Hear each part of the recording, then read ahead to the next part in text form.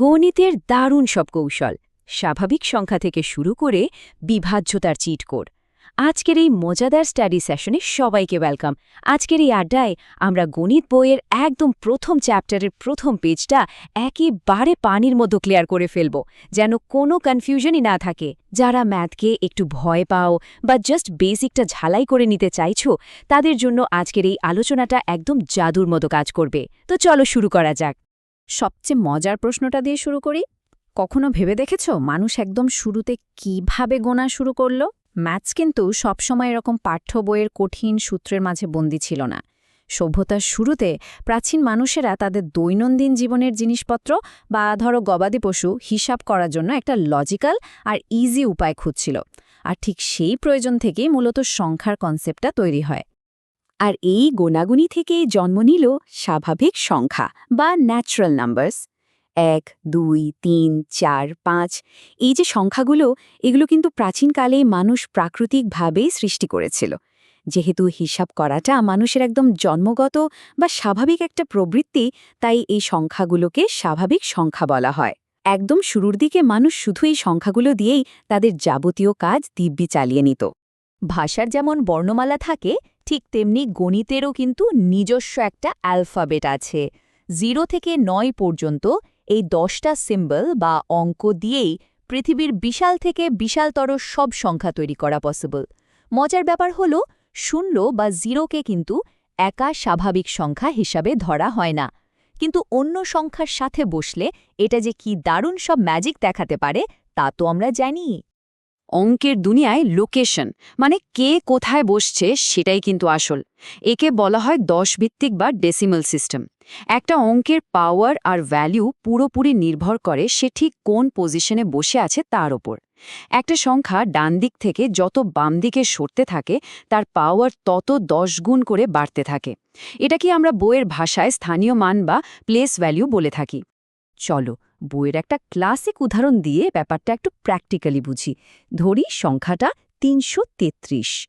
একদম ডান দিকের 3-এর ভ্যালু হলো শুধুই 3, কিন্তু মাঝখানের 3 ওর পজিশন এক ঘর বামে হওয়ায় তার মান হয়ে গেল 10 গুণ, মানে 30। আর একদম বামের 3-এর মান হয়ে গেল 300।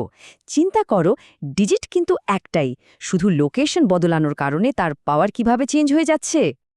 আর এই আলাদা আলাদা প্লেস ভ্যালুগুলো একসাথে জোড়া লেগেই একটা পূর্ণাঙ্গ সংখ্যা তৈরি করে।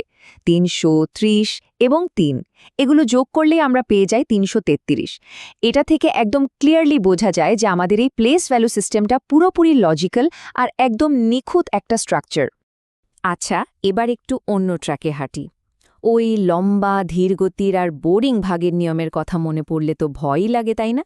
কিন্তু কেমন হতো যদি ভাগ না করেই জাস্ট দেখেই বলে দেয়া যেত কোন সংখ্যাকে কি দিয়ে ভাগ করা যাবে? হ্যাঁ, এগুলোকেই বলে বিভাজ্যতার নিয়ম। এগুলো কিন্তু কোনো একঘেয়ে মুখস্থ করার বিষয় না। এগুলো হলো বিদ্যুতের মতো ফাস্ট ম্যাথমেটিক্যাল চিট কোড, যা আমাদের প্রচুর টাইম বাঁচিয়ে দেয়। শুরুতেই আসি লাস্ট ডিজিট বা শেষ অঙ্কের জাদুতে।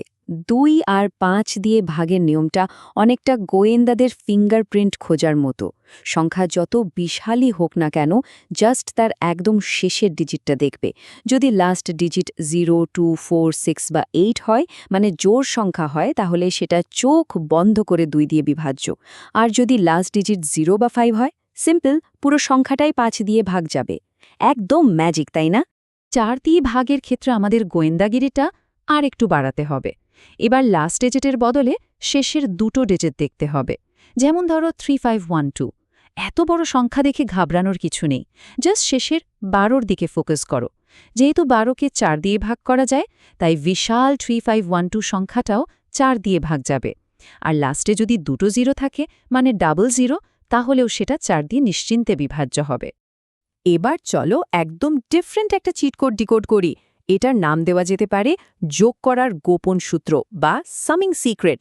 এখানে সংখ্যার শেষের দিকে তাকানোর কোনো দরকারই নেই, বরং ভেতরের ডিজিটগুলো নিয়ে দারুণ একটা খেলা আছে। 3 আর 9 দিয়ে বিভাজ্যতার নিয়ম দুটো একদম সেম টু সেম, তাই এদের একসাথে পেয়ার করে মনে রাখাটা বেস্ট। ট্রিকটা হলো কোনো সংখ্যার ভেতরে সবগুলো ডিজিট যোগ করো।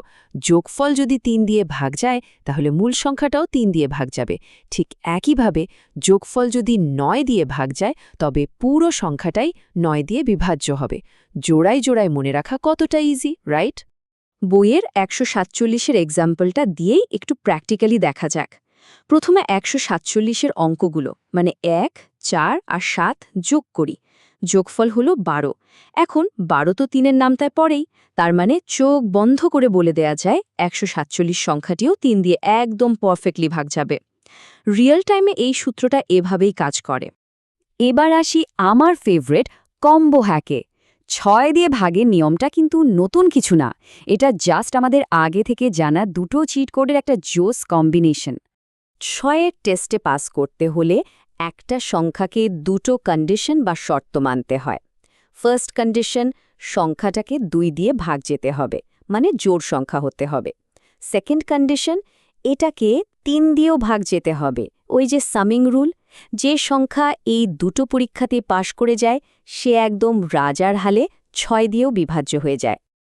আচ্ছা, এবার একটা বিশাল সাইজের আর একটু ভীতিকর সংখ্যা দিই, 378। এই সংখ্যাটা দিয়ে আমরা আমাদের নতুন শেখা স্কিলগুলোর একটা ফাইনাল টেস্ট করে ফেলি। চলো দেখি এই শর্টকাটগুলো বাস্তবে ঠিক কতটা পাওয়ারফুল। 378 সংখ্যাটার 9 দিয়ে ভাগ যায় কি না চলো চেক করি। আমাদের ওই যোগ করার গোপন সূত্রটা অ্যাপ্লাই করি। 3, 7 আর 8 যোগ করলে হয় 18। আর আমরা জানি 18 তো 9 দিয়ে খুব সহজেই ভাগ যায়। ব্যাস, প্রমাণ হয়ে গেল যে 378 সংখ্যাটিও 9 দিয়ে বিভাজ্য। দেখলে তো, এই গাণিতিক শর্টকাটগুলো সত্যিই জাদুকরি হাতিয়ারের মতো কাজ করে।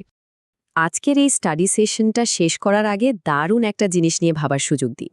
একটু ভেবে দেখো, প্রাচীন মানুষের হাতের 10টা আঙুল ছিল দেখেই কিন্তু মূলত আমাদের 10 ভিত্তিক বা 10 ডিজিটের সংখ্যা ব্যবস্থা তৈরি হয়েছে। কিন্তু যদি মানুষের হাতে 10টার বদলে 8টা আঙুল থাকত, তাহলে আজকের দিনে আমাদের গণিত বা হিসাব নিকাশ দেখতে ঠিক কেমন হতো?